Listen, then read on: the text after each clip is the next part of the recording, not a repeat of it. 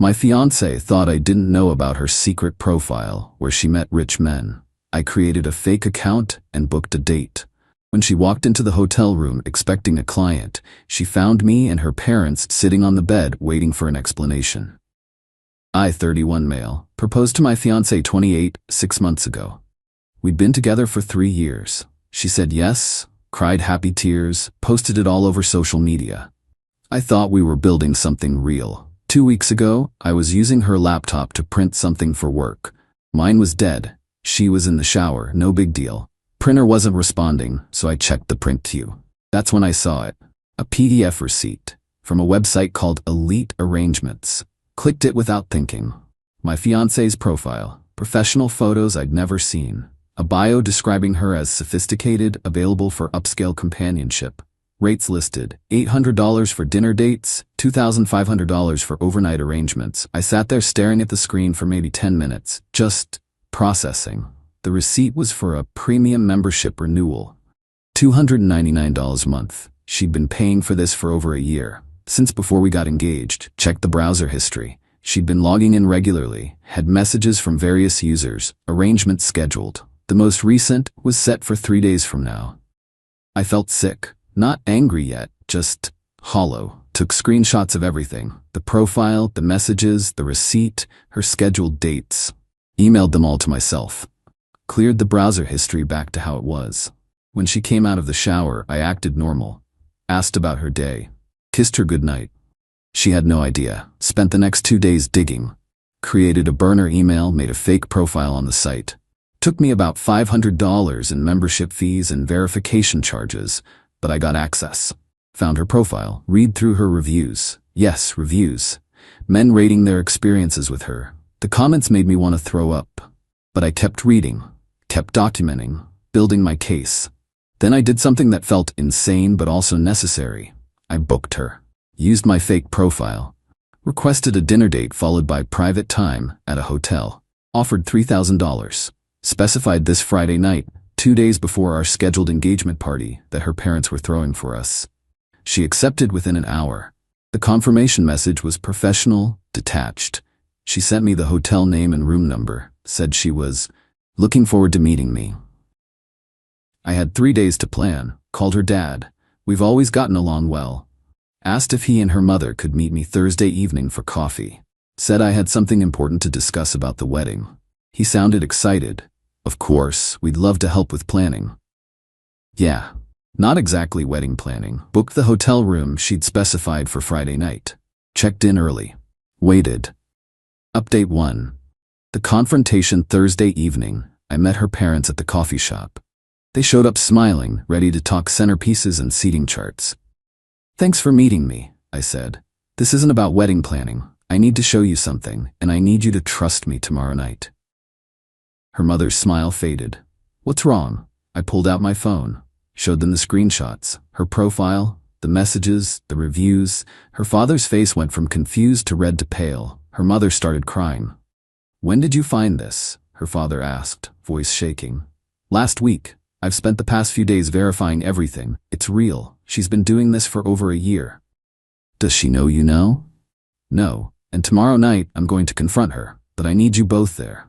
Why? Her mother whispered. Because she's going to deny it. She's going to lie, manipulate, try to flip this on me. I need witnesses who love her but can't ignore evidence. They agreed. Both looked devastated but determined. Friday night, 7 p.m. I'm in the hotel room with her parents. We'd gotten there at 6:30, plenty of time before her scheduled 7:30 appointment. Her mother kept pacing. Her father sat rigid in the desk chair. I sat on the edge of the bed, phone in hand, ready to record. 7:28 p.m. Knock at the door. I opened it. My fiancée stood there in a tight black dress, heels, full makeup, hair and nails done. She looked beautiful and completely unfamiliar. Hi, she started, then froze. Saw me, then her parents behind me. The color drained from her face. What is this? Come in, I said calmly. We need to talk. I don't understand. What are you doing here? Mom, Dad. She was still in the doorway, calculating. I could see her brain working, trying to figure out an angle. You're here for an appointment, I said. With user High Roller Mike, that's me. I booked you. I don't know what you're talking about. Really? Because I have your confirmation message, your profile, your rates. Should I read some of your reviews out loud? I have them saved. She looked at her parents. This is insane. I don't know what he's talking about. Her father stood up. Stop. Just stop. We've seen everything. The profile, the messages, all of it. He's lying. He probably made fake accounts to frame me. With your photos? Her mother asked quietly. With detailed reviews going back months? My fiancé's expression changed. Less shock, more calculation. You went through my computer. You left it open. I saw a receipt. So you spied on me, invaded my privacy, and now you're ambushing me with my parents? Her voice was rising, getting defensive. This is emotional abuse. I actually laughed. I'm abusing you? You've been meeting strangers for money while planning our wedding. I was doing research. For my blog, I'm writing about modern dating culture. Her father shook his head. You charged men $2,500. That's not research. I needed authentic experiences. I was going to expose these men. The lies were getting more desperate. I pulled out my phone. Your last review was posted 3 days ago. Guy named Theodore R. said, and I quote, worth every penny.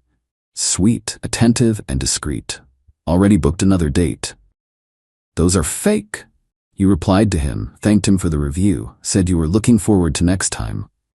She started crying. Real tears now, not the manipulative kind.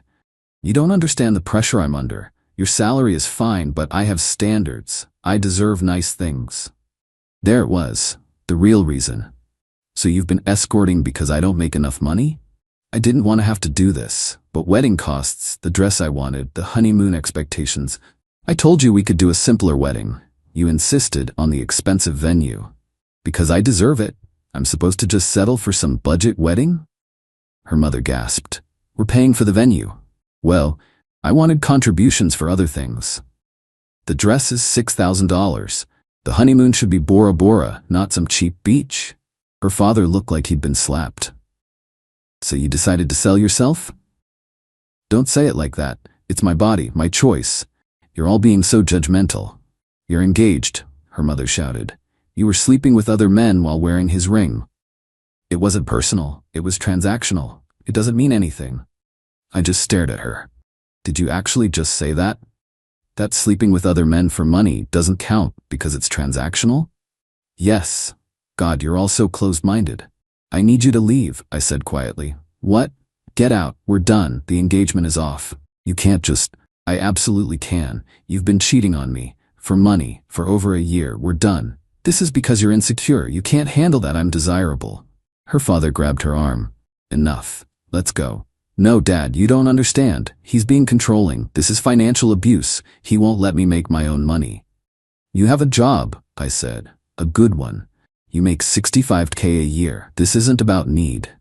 That's barely anything. It's more than most people make, and combined with my salary we're comfortable, but it's not enough for you. Nothing is. She looked at her parents. Are you going to let him talk to me like this?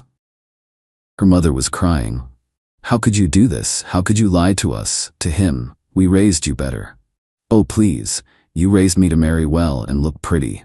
Well, guess what? I found a way to profit from that while I still can. The entitlement was breathtaking. Her father looked broken. We're leaving. You're coming with us. We need to discuss this as a family. I'm not going anywhere. I'm an adult. Then act like one, he snapped. You've destroyed your relationship, humiliated yourself, and you're still standing here making excuses. They left, all three of them. I could hear her yelling in the hallway about how I'd trapped her and set her up. I sat alone in that hotel room for another hour, just processing. Then I packed up, checked out, and went home to our apartment.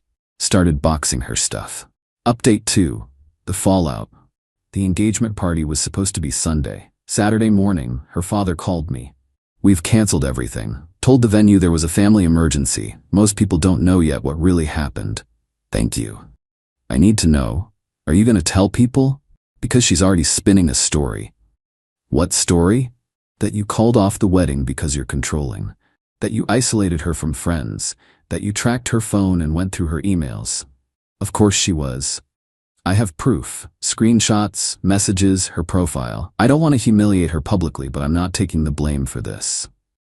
I understand. Her mother and I were devastated. We thought we raised her better. The entitlement, the lies. I don't recognize my own daughter. I'm sorry you're going through this. We're sorry you are. You deserve better. He hung up. I kept packing. She showed up that afternoon with her best friend. Didn't knock, just used her key. You can't just kick me out, she announced. I live here. Your name's not on the lease. You moved in with me, and now you're moving out. This is illegal. I have tenant rights. I pulled out a printed document. Talked to a lawyer this morning. You've been here less than a year, you don't pay rent, and you've committed infidelity. You have no tenant rights in this situation. You have 30 days to retrieve your belongings. Her friend jumped in. You're really gonna throw her out over one mistake? One mistake that lasted over a year, that she charged money for, that she defended as her right to her parents. She was trying to build financial independence. By sleeping with strangers? Sex work is real work. I agree. But you don't get to be a sex worker and be engaged to someone who has no idea. That's called lying. My ex started crying again. I loved you. I was going to marry you. While meeting other men for $2,500 a night. That was just business. Then you should have told me. Been honest. We could have discussed it. You would have said no. Exactly. Which is why you lied. Because you knew I wouldn't accept it. So you chose to deceive me, keep me as your stable option while you made money on the side. It wasn't like that. Then what was it like? Explain it to me. Make it make sense. She couldn't. Just kept crying and saying I didn't understand. Her friend tried a different approach. Look, she made a mistake, but she's sorry. She wants to work it out. She's not sorry. She's sorry she got caught. There's a difference. You're being so cold.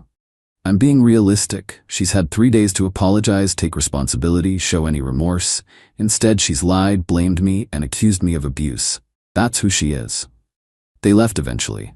Took some of her clothes. Her friend gave me dirty looks the whole time.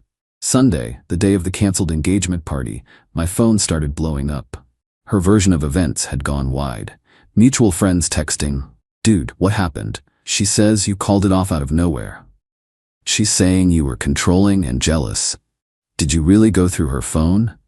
I responded to a few with the same message. She's lying. I have proof.